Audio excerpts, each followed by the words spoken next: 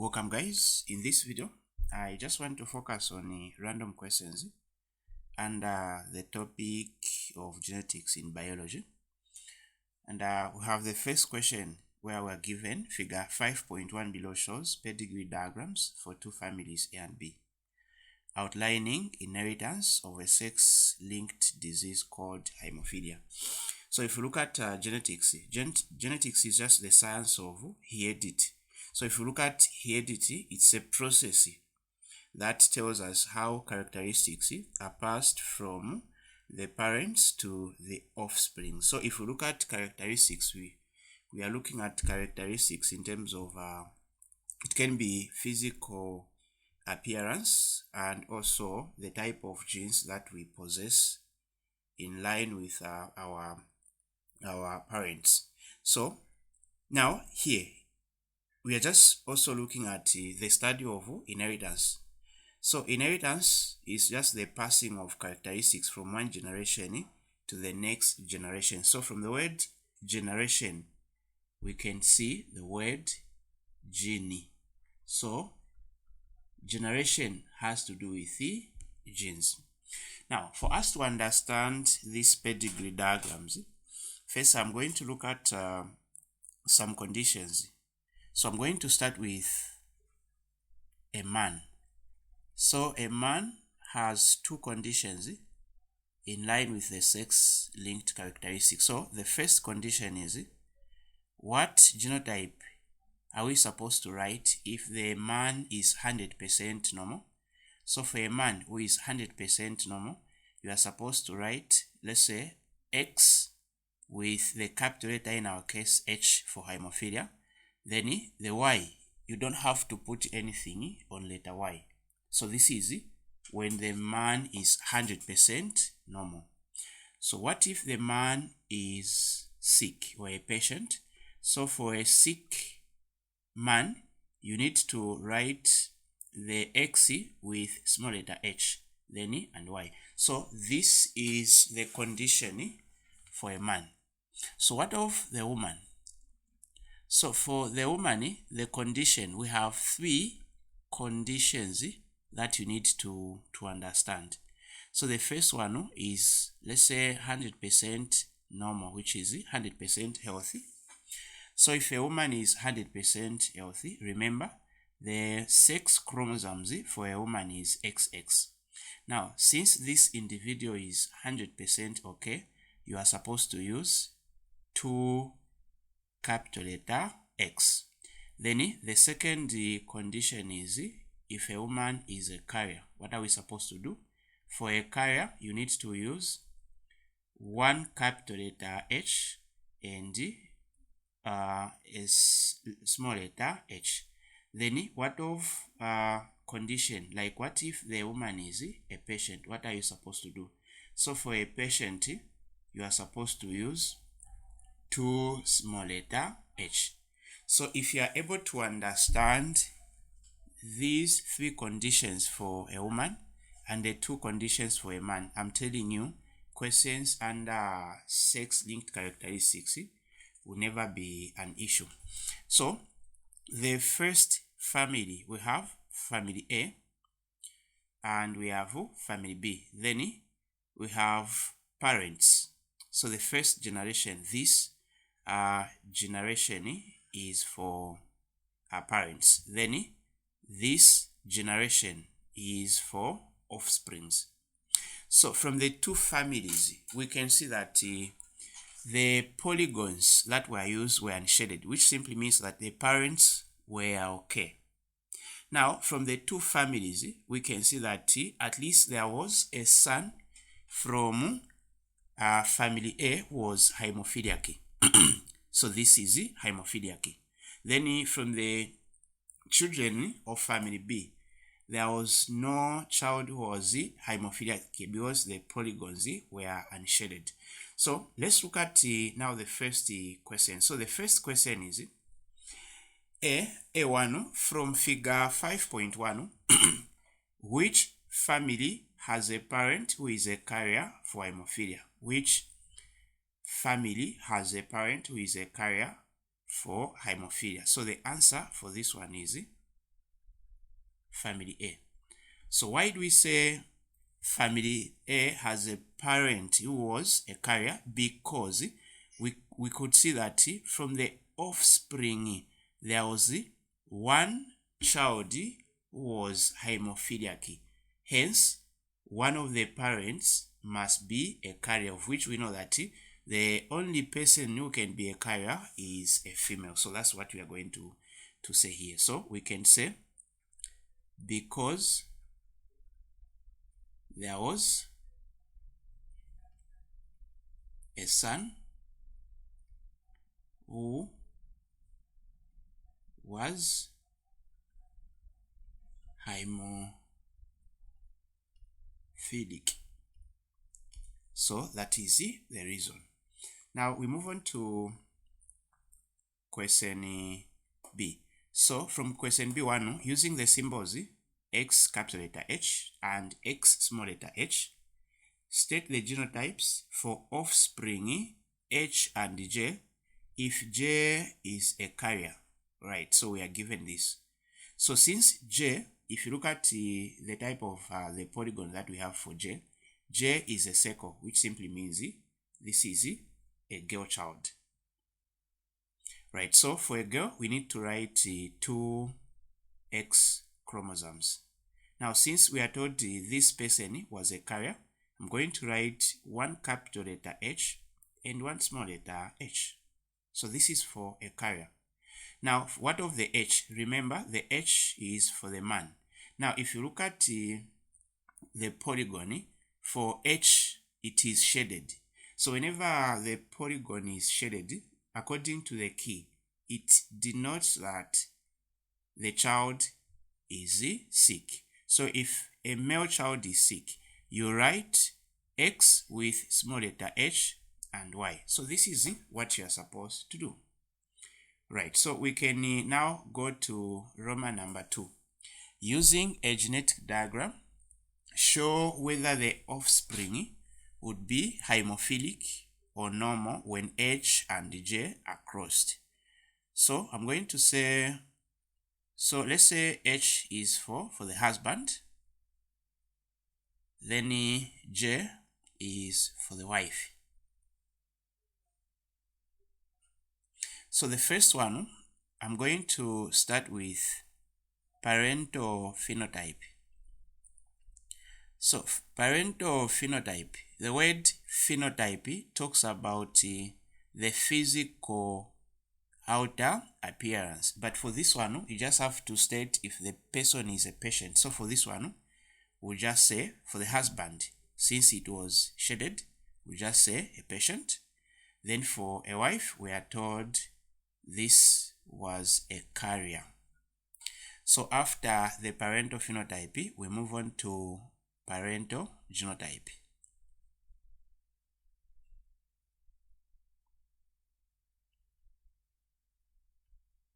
So for the husband, it's X, small letter h and Y. So remember, Y does not carry the sex-linked characteristics, so we don't have to put anything. Then for the wife, we are told this one was a carrier, so we put capital letter H and the small letter h. Then from there, what are we supposed to do? We need to look at parental gametes.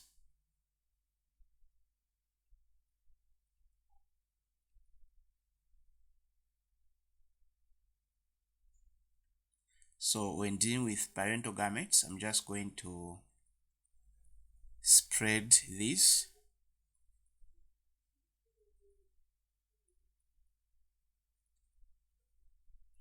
Right, then from there, we can now come up with our genetic diagram. So this is the first one. So you write X with capital letter H, then X with small letter h, which simply means that there was a chance for this couple to have a daughter who is a carrier. Let's check for the second one. So we're going to have X small letter h, X small letter h. So there was a probability of having a girl child who was a patient. So we have X, capital letter H, then Y. So they had the chance to have a son who is 100% okay. Then we have X, capital letter, small letter H, and Y. So they had a chance also to have a son who is hemophilic. So we can now say genotype of F1 generation. So this is how we can answer this question. Right, so we can now go to our second question. So we are told Mrs. Mumba delivered a baby girl in a certain hospital. Mrs. Mumba has blood group O, right? And the father of the girl child of the girl has blood group AB. So that is the blood group for the husband. Mrs. Mumba sues the hospital for giving her a wrong baby whose blood group was O. Then question A, explain using a genetic diagram why Mrs. Mumba would win or lose the case. So if this case was taken to the court, do you think Mrs. Mumba would win or lose? So now, to make sense out of the information that we are given, there are some notes that you are supposed to know in line with blood groups under genetics. So I'm going to begin with first blood group O. What are you supposed to know about it? Blood group O. Let's begin with A. So for A, if they say homozygous for blood group A, what are we supposed to know? So as long as it's homozygous, the word homo simply means same. So the genotype for homozygous is AA. That is homozygous. Then at times you may be given hetero. So heterozygous for blood group A, it's AO. Now, even if we say AO, the phenotype is blood group A because A hides O, or we can say A is dominant over O. So meaning O cannot be expressed if it is found with A. So it doesn't have that strength to be expressed outwardly in the presence of A. So let's go for blood group B. So blood group B is similar to A. Number one, we need to know if they say homozygous. So homozygous for blood group B, the genotype is BB. Then if you hear heterozygous for blood group B is BO. So even in BO, O is still recessive, B is dominant, so which means this one can be shadowed by B. Right, so now let's move on to blood group AB. So for blood group AB, there is nothing like homozygous, heterozygous. For this one, we have what we call codominant. So a codominant situation is a situation where we have two genes that are dominant, and because of that, they are going to express themselves at once. So A is dominant, so is B. So in this case now, we are going to have AB. So A is dominant, so is B. So this is the genotypes. We only have one for blood group AB. Now, what of blood group O? So for blood group O, it's always homozygous. It's always homozygous. Meaning, whenever you hear a person has blood group O, then the genotype is always O. So this is what you are supposed to know. Now, apart from knowing this, there is another statement that I want you to understand.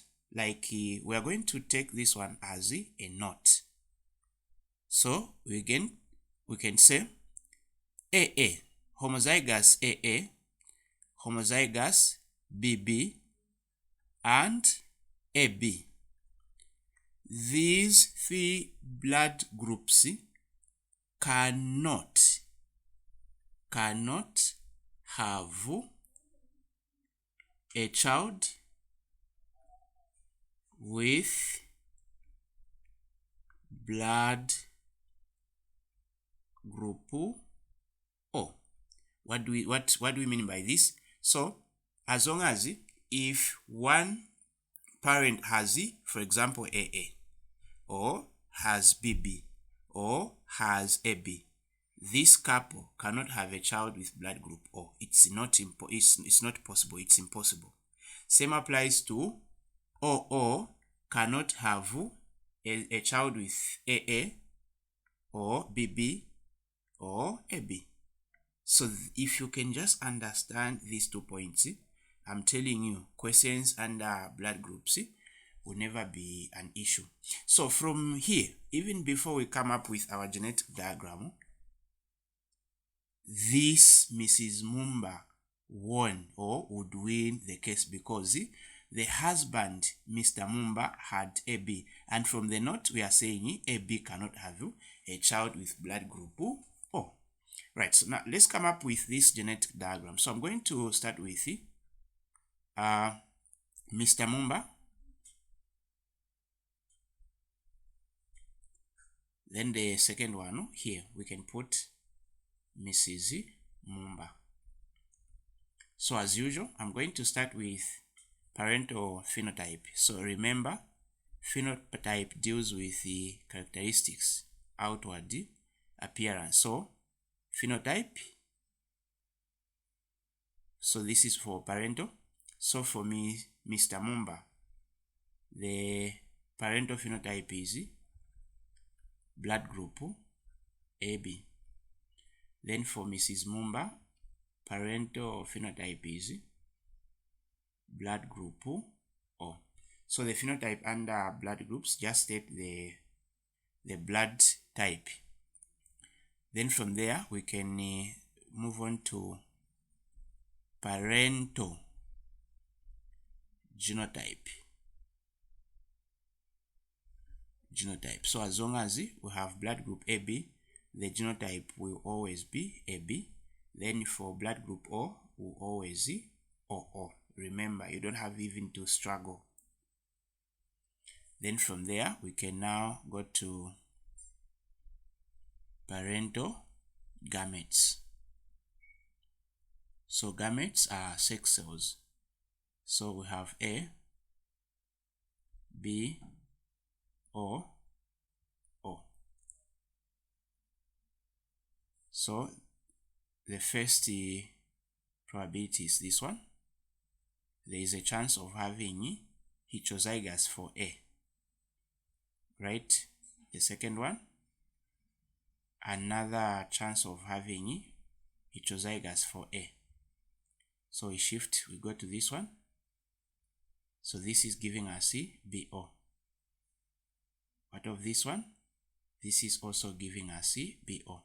So from the 4 chances, or from the 4 probabilities, we can see that there was no chance for this couple to have a child with blood group O. Therefore, our conclusion can be, is Mrs. Mumba would win the case. So to give a reason, we can say because the husband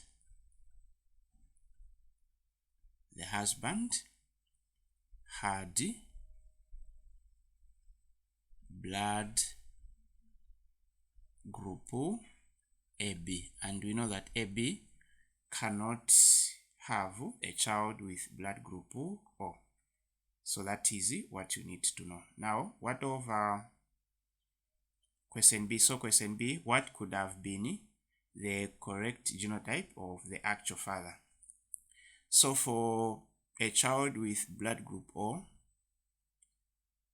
to be produced, we need at least to have O in both genotypes of the parent. So the father can be AO as long as there is this O. Can be O as long as there is this O, or can be OO. So the father can be OO, or can be BO, or can be AO, as long as there should be O. What we are saying is, if, let's say, the husband is AO and the wife has OO, so we can see that there is a possibility of this gene O with another O to give us OO. Or if we want, we can say BO. So as long as there is this O, then the chance of having a child with O is there. So that's what you're supposed to know. Right, so with the information that we've gathered so far about blood groups, let's see how we can apply that to answer this question. So we are told a young girl had multiple sexual partners consisting of the following. So the first partner was a fellow young boy, a businessman, and a public worker. Then A, Roman number 1, briefly explain 2 risks the girl may have had from the multiple sexual relations. So there are so many risks. So the first one is, we can say, unintended pregnancy. So the first one is the unintended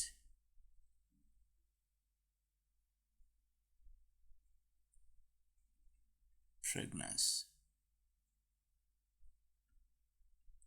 So there is a chance of this. Then number 2,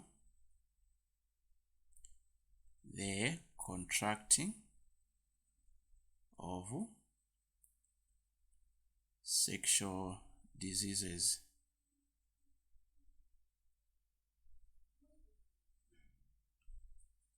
Right, so there are so many, depends on the one that you can remember. Then we have Roman number 2, identify one sexual behavior that can help the young girl achieve her set goals in education. So the best sexual behavior is,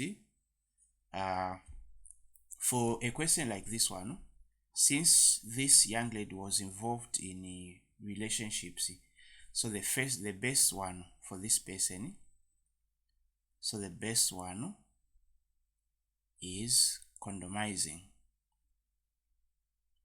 because condomizing, at least this one can protect the young girl from getting pregnant, and the second one can also protect the young girl from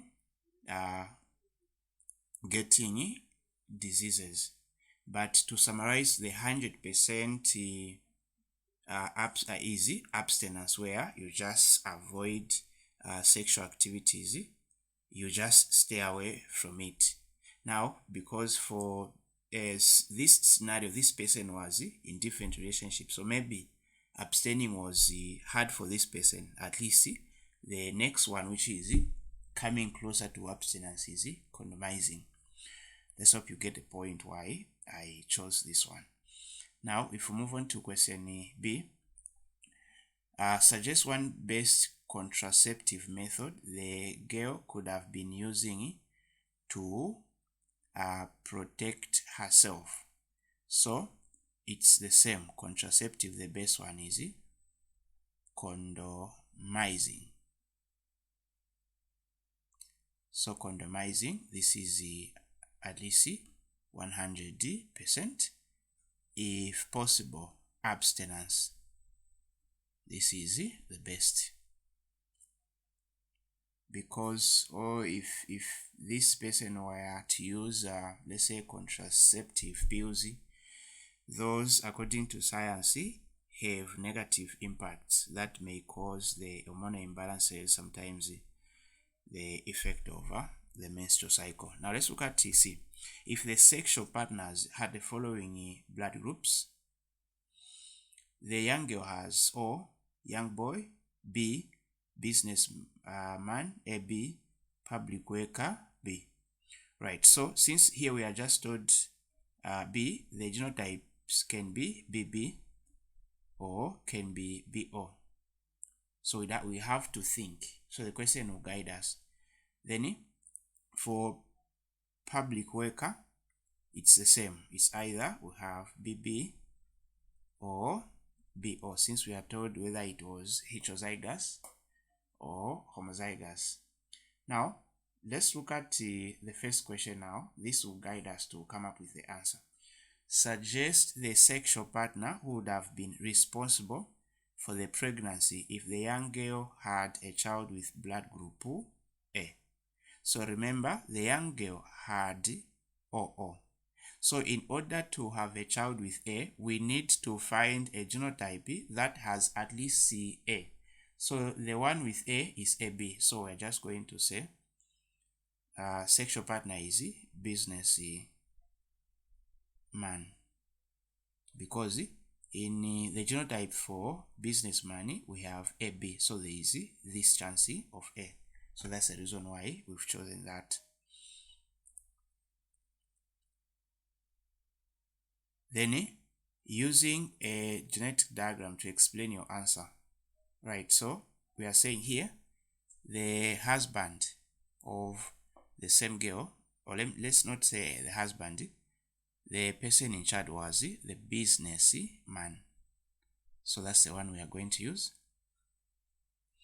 Then we have the young girl.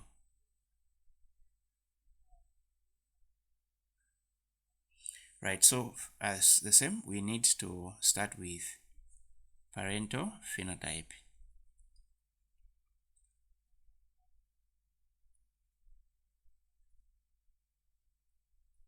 So for businessman, we are going to say blood group AB. Then for this one, we are going to have blood group O.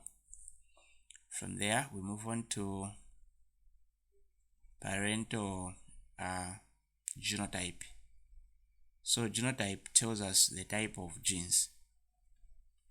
So for blood group AB, it's always AB. Then for O, it's always OO, which is homozygous.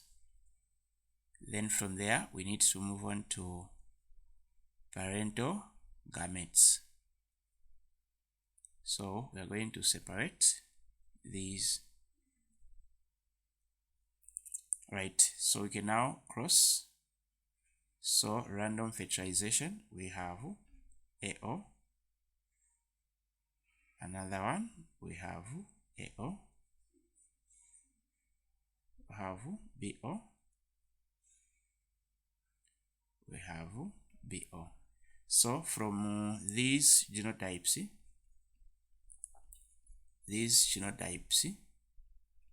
of the F1 generation, we can see that there are two chances. We have two chances.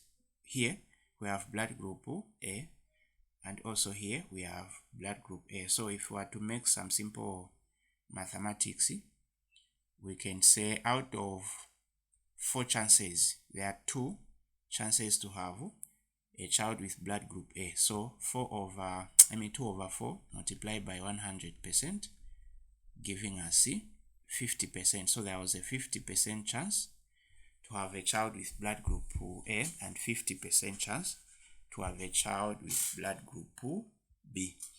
So we've shown why we said the businessman is responsible for the paternity of the child, because we can see that there is a chance for this couple to have a child with blood group A. So remember, the genetic diagram gives you like the probability, like the chance. We are not saying it's always going to be 50-50, as in if let's say this couple has let's say 4 kids, 2 will be A, 2 will be B, or no. It can be all the kids may be A, all the kids may be B, or 3 may be B, and the one A is a chance, it's a probability of having a kid like that. So this is what I had for you guys. If you want for more, please join my online classes.